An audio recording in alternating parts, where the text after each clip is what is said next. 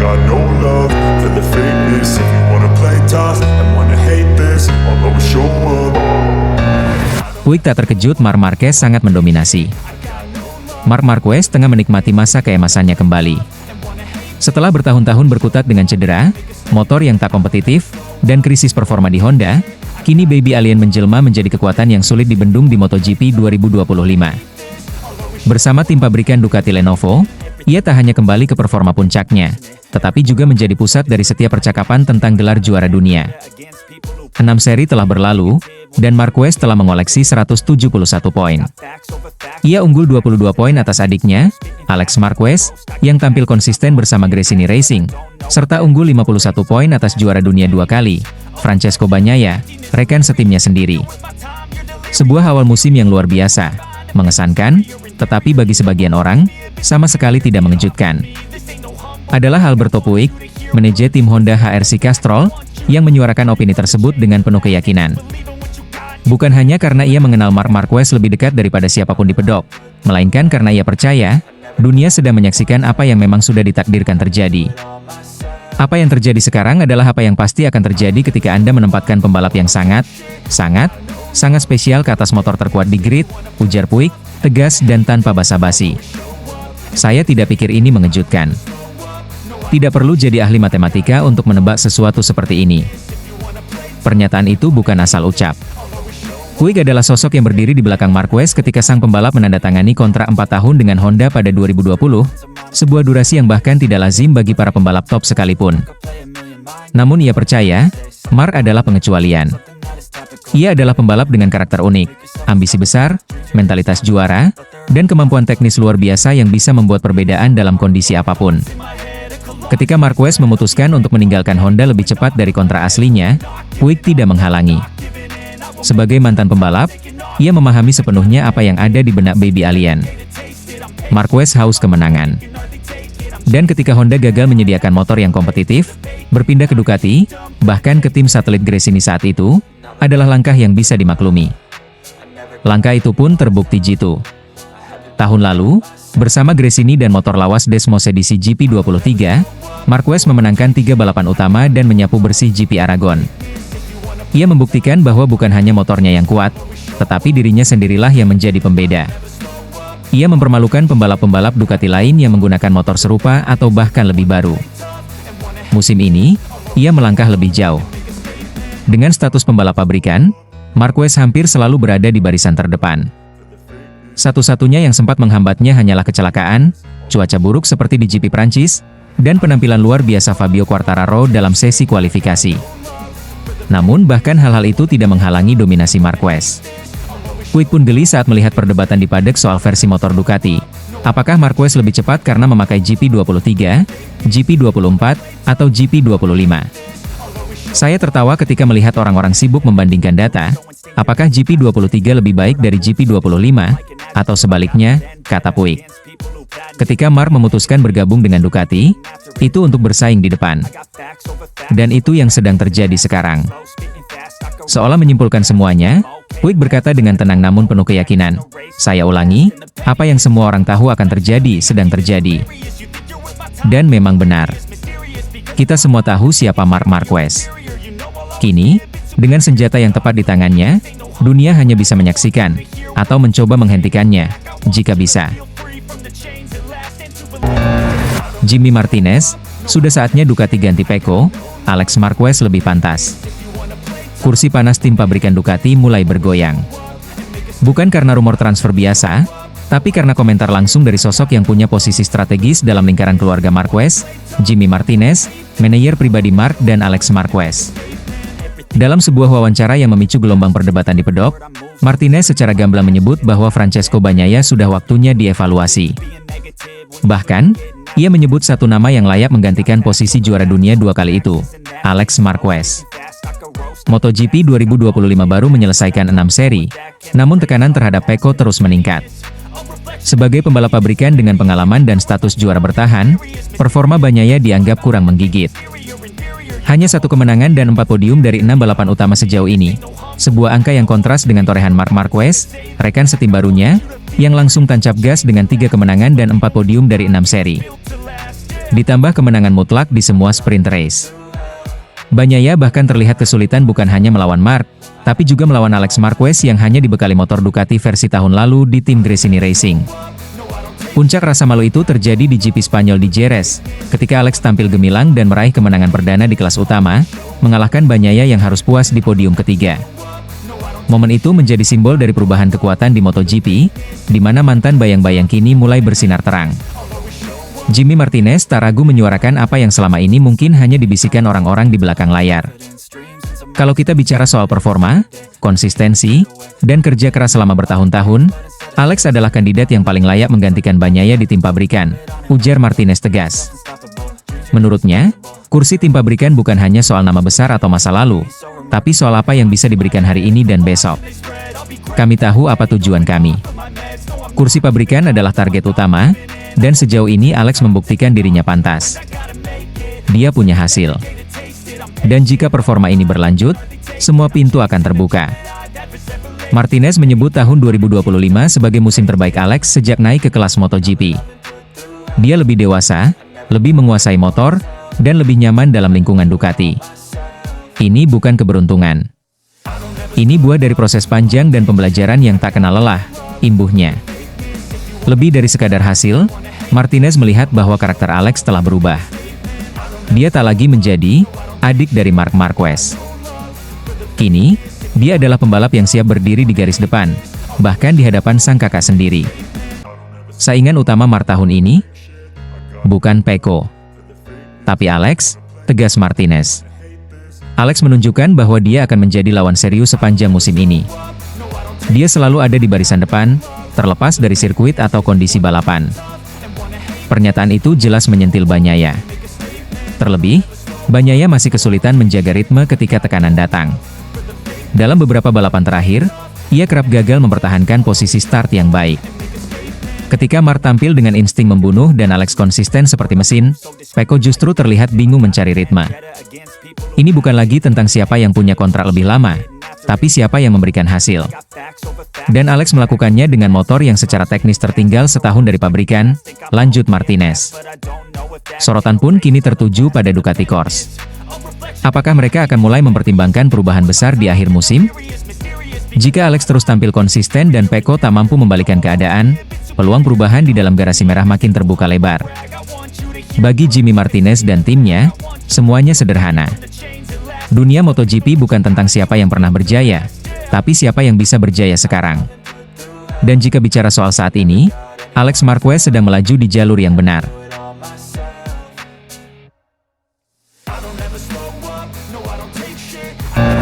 Michele Pirro bongkar dominasi Marc Marquez bukan karena Desmosedici GP25. Di tengah sorotan tajam terhadap performa brilian Marc Marquez bersama Ducati musim ini, satu suara datang dari dalam markas Borgo Panigale yang menyejukkan, tapi juga menohok banyak asumsi. Michele Pirro, pembalap penguji utama Ducati Corse, akhirnya angkat bicara terkait spekulasi bahwa Desmosedici GP25 kini dibentuk mengikuti gaya balap Marc Marquez.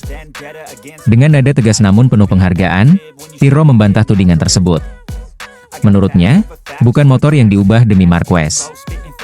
Justru Marquez lah yang tampil luar biasa karena mampu cepat beradaptasi dengan karakter Desmosedici yang selama bertahun-tahun dikembangkan oleh Pecco Bagnaia, dirinya sendiri, dan pembalap-pembalap sebelumnya. Sejauh yang saya tahu, semua motor Ducati spek pabrikan memiliki konfigurasi yang sama. Ini motor yang lahir dari perjalanan panjang, mulai dari era Dovizioso, dikembangkan lebih lanjut oleh Pecco, dan kini Marc datang dan langsung menyatu. Tapi bukan karena motornya yang disesuaikan. Ini karena dia pembalap yang luar biasa, jelas Pirro. Tak bisa dimungkiri, penampilan Marquez dalam 6 seri awal MotoGP 2025 telah mengguncang pedok. Pembalap asal Cervera itu kini memimpin klasemen sementara dan tampil seperti pria yang punya urusan yang belum selesai. Haus gelar, lapar pembuktian. Dalam waktu singkat, ia menjinakkan GP25 yang dikenal liar dan teknis. Namun Pirro tak mau cerita itu berubah menjadi narasi bahwa Ducati telah tunduk pada Marquez. Marc bukan lagi pembalap seperti saat di Honda, yang harus membuat motor dipaksa cocok dengan satu gaya balap ekstrim. Sekarang dia membaur dengan mesin Ducati yang telah bertahun-tahun dikembangkan. Dan dia membaur dengan sangat baik, lanjut Pirro. Di sisi lain, Pecco Bagnaia justru tengah mengalami fase sulit. Juara dunia 2 kali itu seakan kehilangan arah setelah beberapa kali gagal menaklukkan GP25 musim ini. Sorotan publik makin tajam karena Pecco adalah arsitek utama kesuksesan Ducati dalam 2 musim terakhir. Namun sekarang ia tertinggal di bayang-bayang rekan barunya, Marc Marquez. Pirro tidak menampik bahwa ekspektasi terhadap Ducati musim ini sangat tinggi. 3 pembalap Ducati dengan spek pabrikan diharapkan bisa konsisten berada di 3 besar setiap akhir pekan. Tapi, ia mengingatkan bahwa ini bukan tentang mengalahkan satu sama lain, melainkan tentang membawa Ducati terus berada di puncak kompetisi. Bakat Marc sangat alami. Dia cepat bukan karena motornya berubah demi dia. Dia cepat karena dia tahu bagaimana menyesuaikan dirinya. Ini kekuatan yang jarang dimiliki pembalap manapun, tutup Pirro. Pernyataan Pirro ini seolah jadi penegas. Kesuksesan Marquez bersama Ducati bukan hasil dari privilese teknis, tapi dari kerja keras, insting alami, dan kapasitas adaptasi yang mengagumkan. Dan jika ia berhasil membawa Ducati menuju gelar dunia tahun ini, itu bukan karena motornya jadi miliknya, melainkan karena ia mampu menjadikan motor itu miliknya tanpa harus mengubah apapun. Dani Pedrosa kritik mental Pecco Bagnaia. Grand Prix Prancis 2025 di Le Mans menjadi panggung yang memperlihatkan betapa sulitnya membaca arah balapan saat cuaca berubah-ubah. Sirkuit yang basah sebagian, awan gelap yang menggantung, dan timing pengambilan keputusan yang begitu krusial membuat hampir seluruh pembalap berada dalam kondisi serba salah. Namun satu yang mencuri perhatian bukan hanya karena hasilnya, tapi karena keraguan yang terlihat jelas di raut wajah seorang juara dunia, Francesco Bagnaia. Balapan belum dimulai, namun kekacauan sudah terasa sejak 16 laps. Sejumlah pembalap bergegas kembali ke pit lane untuk mengganti motor, menyesuaikan setup dengan kondisi lintasan yang separuh basah. Namun tidak dengan Pecco Bagnaia. Pembalap andalan Ducati Lenovo itu langsung menuju starting grid tanpa mengganti motor, tetap menggunakan ban basah. Keputusan yang seharusnya tepat, setidaknya secara teori. Tapi di mata banyak orang, ada sesuatu yang janggal. Dani Pedrosa, legenda MotoGP dan penguji tim KTM itu memberi analisa tajam, tak segan mengkritik sikap mental Pecco di momen krusial tersebut. Saya melihat Pecco kebingungan. Bukan hanya karena cuaca atau strategi, tapi dia tampak kehilangan kepercayaan diri sejak awal balapan, ujar Pedrosa. Menurut Pedrosa, keputusan Pecco untuk tetap di grid dengan ban basah justru merupakan strategi yang tepat. Apalagi Johann Zarco, yang akhirnya keluar sebagai pemenang, juga memilih ban basah sejak awal. Bahkan Marc Marquez, rekan setim Pecco, yang sempat salah strategi dan harus flag to flag, masih bisa finish kedua berkat keputusan tenang dan aksi matang sepanjang balapan. Yang membedakan bukan pilihan ban, tapi keyakinan. Zarco tahu apa yang dia lakukan, Marquez tahu kapan harus mengalah dan kapan harus menekan. Tapi Pecco, ia seperti tidak percaya pada pilihannya sendiri. Dan ketika seorang pembalap ragu, semuanya jadi kacau, lanjut Pedrosa. Kritik itu bukan tanpa dasar. Setelah restart, balapan berjalan semakin dramatis. Pecco, yang awalnya berada di posisi cukup menjanjikan, justru terlibat insiden dengan mantan rekan setimnya, Enea Bastianini. Mereka bersenggolan di tikungan pertama. Hasilnya, Pecco terjatuh, kehilangan banyak waktu, dan meski berhasil melanjutkan balapan, ia hanya mampu finish di posisi ke-16, tertinggal 1 laps dari pemenang. Bagi seorang juara dunia 2 kali, hasil ini tentu sangat memukul. Bukan hanya soal poin yang hilang, tetapi juga soal mentalitas yang terguncang. Dalam balapan yang begitu menuntut keberanian mengambil keputusan cepat, keraguan adalah musuh terbesar. Dan di Le Mans, Pecco seperti kalah oleh dirinya sendiri sebelum bertarung dengan pembalap lain. Sayang sekali, padahal dia punya potensi besar untuk menang. Strateginya benar, tapi sikapnya salah. Di situasi ekstrim seperti ini, hanya pembalap yang percaya pada instingnya yang bisa bertahan, tutup Pedrosa. Dari sisi Pecco sendiri, belum ada pernyataan panjang lebar soal insiden ini. Namun wajah frustrasi yang tertangkap kamera di pedok Ducati sudah cukup menggambarkan betapa sulitnya balapan ini untuknya. Hanya berdiri di sisi garasi, diam 1000 bahasa, menatap layar monitor sambil mencoba memahami apa yang sebenarnya salah. Musim masih panjang, dan kesempatan untuk bangkit tentu masih terbuka lebar. Tapi GP Prancis adalah pengingat keras bagi Pecco Bagnaia. Kecepatan dan strategi bukanlah segalanya jika keyakinan diri runtuh di saat paling menentukan. Di dunia MotoGP yang begitu kompetitif, keberanian mempercayai insting adalah perbedaan antara kegagalan dan kemenangan. Le Mans memberi banyak pelajaran. Bagi sebagian pembalap, itu adalah panggung kejayaan. Tapi bagi Pecco, itu adalah panggung keheningan yang menyakitkan.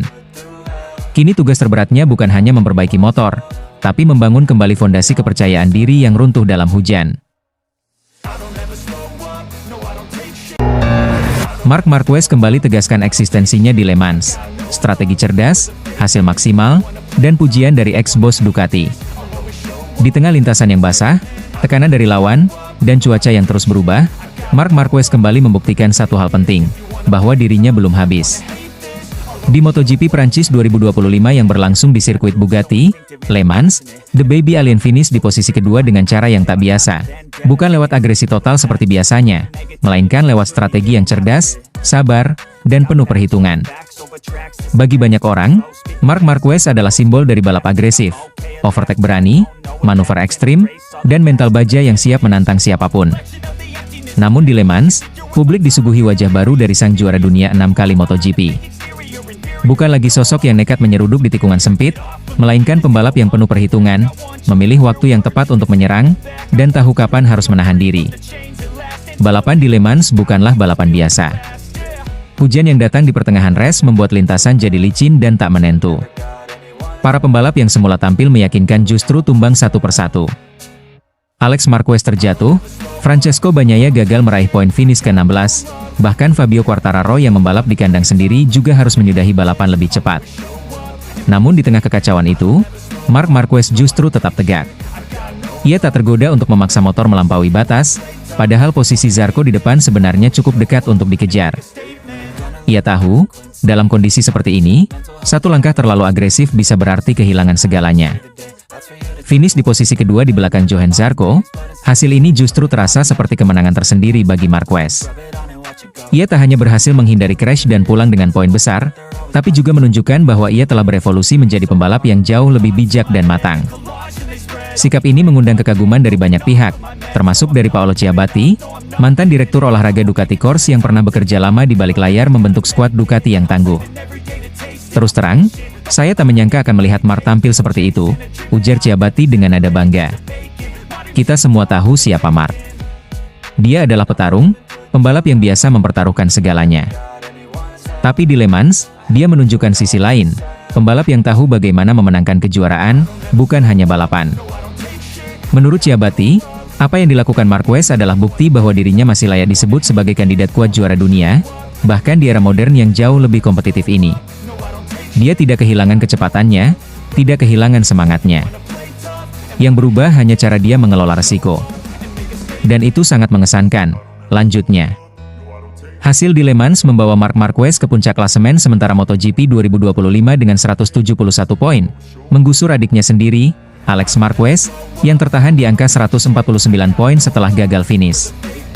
Ini menjadi tonggak penting bagi Marc, bukan hanya karena berhasil memimpin klasemen, tapi juga karena ia berhasil menutup luka dari dua kesalahan fatal yang ia buat di Austin dan Jerez. Dua insiden itu sempat membuat publik meragukan kestabilan mental Marquez di atas Ducati. Namun kini, keraguan itu sirna. Marquez membungkam kritik bukan dengan omongan, tapi dengan hasil. Marc menunjukkan bahwa dia adalah pembalap yang berkembang. Dia tahu kapan harus menekan, kapan harus menunggu. Dia benar-benar balapan seperti seorang juara sejati, ungkap Ciabatti lagi, penuh kekaguman. Podium kedua di Le Mans bukan sekadar tambahan poin. Itu adalah deklarasi bahwa Marc Marquez masih ada. Masih berbahaya. Dan kini lebih matang dari sebelumnya. Di tengah cuaca yang tak bisa diprediksi dan tekanan luar biasa dari lawan-lawan muda, Marquez berdiri dengan tenang, membawa Ducati Desmos edisi GP25 miliknya ke garis finish dengan kepala dingin dan nyali besar. Dalam dunia balap di mana satu kesalahan bisa mengakhiri segalanya, Marc Marquez membuktikan bahwa menjadi cepat saja tidak cukup.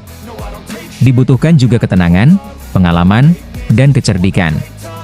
Dan itu semua, kini melekat kuat dalam sosoknya.